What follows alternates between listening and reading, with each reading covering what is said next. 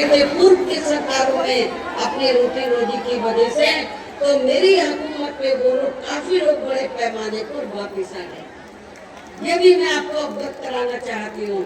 इसके अलावा हमारी पार्टी के लिए सरकार ने वहाँ विभिन्न क्षेत्रों में, उत्तर प्रदेश में विभिन्न क्षेत्रों में लगे लोगों के साथ साथ वहाँ छात्रों, युवाओं, महिलाओं, बुजुर्गों आदि के हितों में भी अनेकों महत्वपूर्ण ऐतिहासिक कार्य किए, जिनसे उन्हें काफी ज्यादा लाभ पहुंचा है।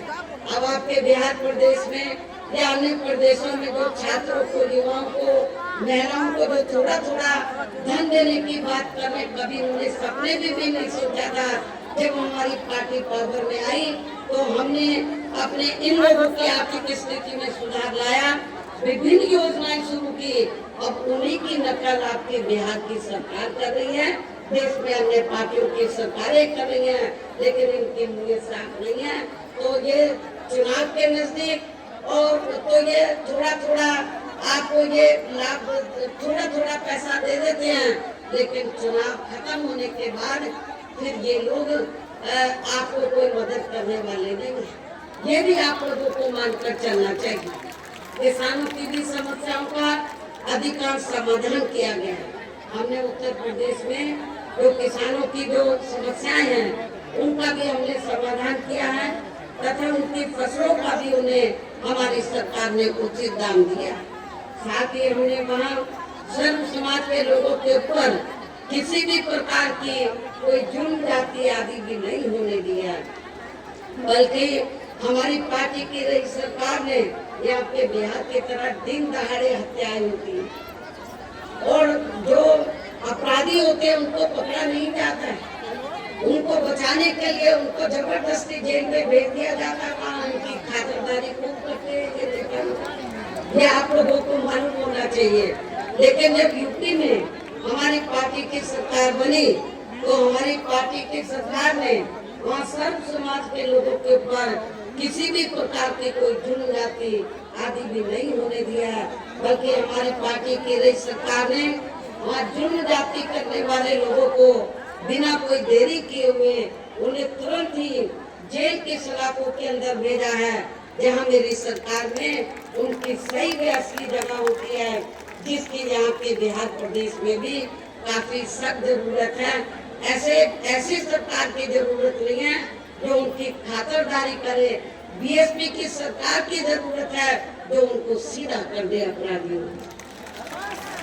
इतना ही नहीं बल्कि हमारी पार्टी की रही सरकार ने यहाँ अपने देश में दलित एवं अन्य पिछड़े वर्गों में समय समय पर जन्मे अपने महान संतों, गुरुओं व महापुरुषों में भी खासकर महात्मा ज्योतिराव फूले, छत्रपति शाहू जी महाराज, श्री नारायण गुरु, बिरसा मुंडा, बाबा साहब डॉक्टर भीमराव अम्बेडकर एवं मान्यवर श्री कांशीराम जी आदि को भी विभिन्न रूपों में पहली बार वहाँ पूरा आदर सम्मान दिया, जिन्हें विरोधी पार्टियों के लोग अभी तक भी आसानी से पचा नहीं पा रहे हैं। संक्षेप में अब मेरा यही कहना है कि उत्तर प्रदेश में हमारी पार्टी ने अपने सभी चारों शासन काल के दौरान व हर मामले में व हर स्तर पर सर्व समाज के लोगों को काफी बेहतरीन सरकार दी है।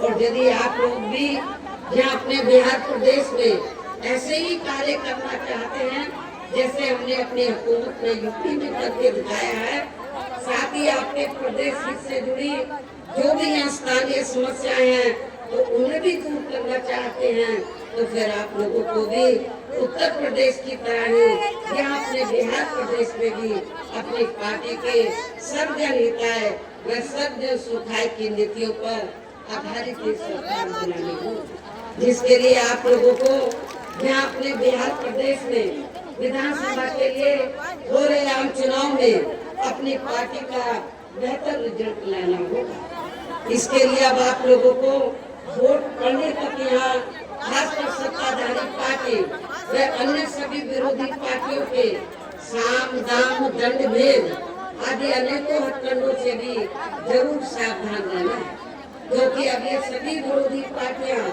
बीएसपी को सत्ता में आने से रोकने के लिए या बीएसपी अपना बेहतर रिजल्ट ला सके उससे रोकने के लिए हमारी पार्टी के खासकर दलित बेस वोट को बांटने की भी पूरी कोशिश में लगे रहते हैं। और इस मामले में इन्होंने दलित वर्ग में से बिकाऊ व स्वार्थी लोगों के जरिए अब अनेकों पार्टियां संगठन आदि भी बना दिए हैं, जिनको चलाने व चुनाव आदि लड़ाने पर विरोधी पार्टियां ही उनका पूरा खर्चा उठाती हैं। जो ये पार्टियां चुनाव में अपने फायदे के लिए उसी के हिसाब से उनके उम्मीदवार खड़े करवा के इनके वोटों को कुछ हद तक बांट देती है, जिन्हें आपको बिल्कुल भी अपना वोट नहीं देना है। ऐसी जो बिकाऊ पार्टियां हैं, छोटी छोटी पार्टियां हैं, जिनको जातिवादी पार्टियों ने दलितों का वोट बांटने के लिए तो जिन पार्टियों को बनवाया है, तो ऐसी पार्टियों को आप लोगों को अपना बिल्कुल भी वोट नहीं देना, ताकि इनका ये षड्यंत्र कामयाब ना हो सके।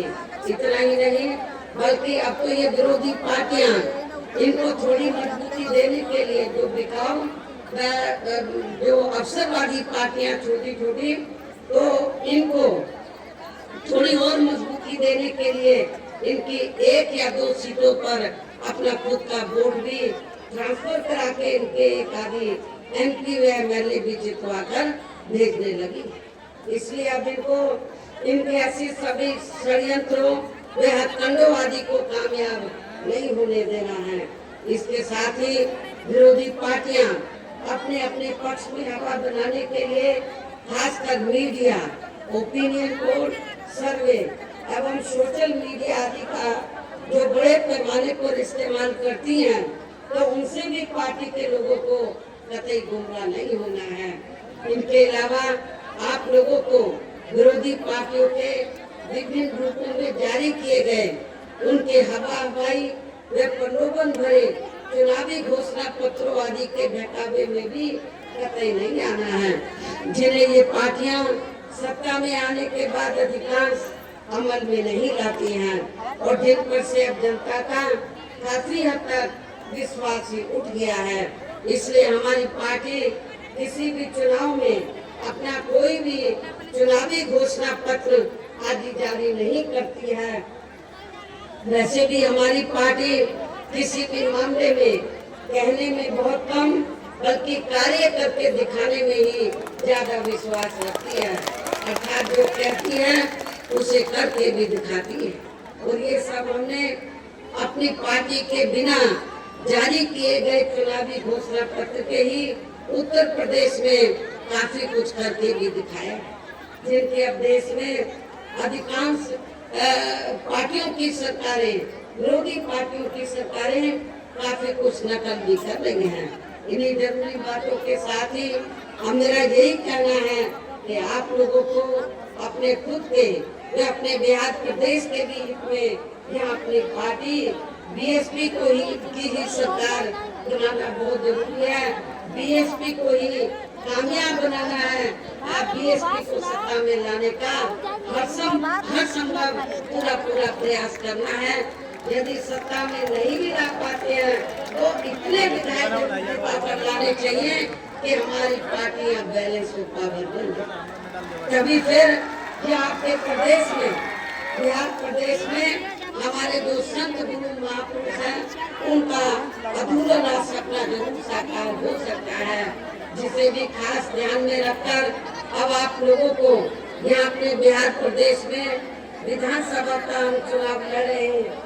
अपने सभी उम्मीदवारों को अपनी पार्टी के हाथी चुनाव चिन्ह के सामने वाले बटन को दबा के उनको जरूर कामयाब बनाना है। और इसके लिए अब आप लोगों को वोट पड़ने वाले दिन अपने सभी कार्य छोड़कर, अभी पहले चरण का तो अब वोट पड़ चुका, दूसरा लगभग आज कंप्लीट हो जाएगा, दूसरे चरण का वोट अभी पड़ना बाकी है। और इसके लिए अब आप लोगों को वोट पड़ने वाले दिन अपने सभी कार्य छोड़कर वे अपने अपने पोलिंग बूथों पर समय पर पहुंचकर अपना वोट डालने के लिए जरूर जाना है। और इस मामले में हमारी जो महिलाएं मुझे सुनने के लिए बड़ी तादाद में आई हैं, तो वोट वाले दिन अपना वोट डालने के मामले में हमारी महिलाएं पुरुषों से पीछे नहीं रहेंगी। वोट वाले दिन हमारी महिलाएं तो अपने घरों में चूल्हा बाद में जलाएंगे, पहले वोट डालने के लिए जाएंगे। ये आप लोगों को तैयार करके जाना है। इसके साथ ही अपनी पार्टी का एक भी वोट पड़ने से ना रह जाए, तो उसका भी आप लोगों को विशेष ध्यान रखना है।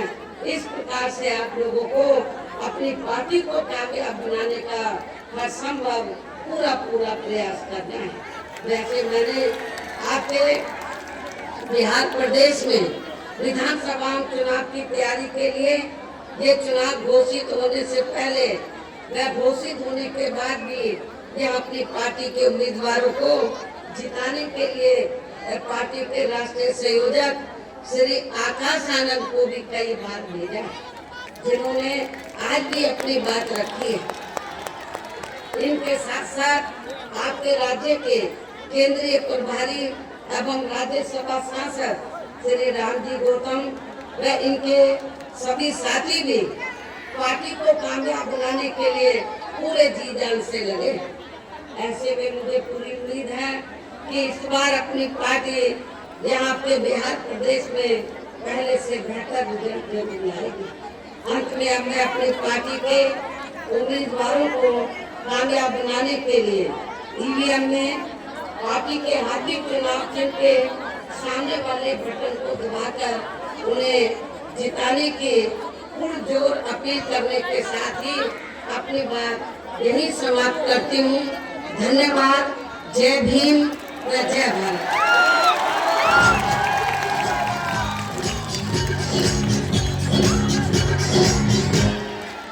बेकर बुलाओ बहनों का परचम लहराएंगे, बेकर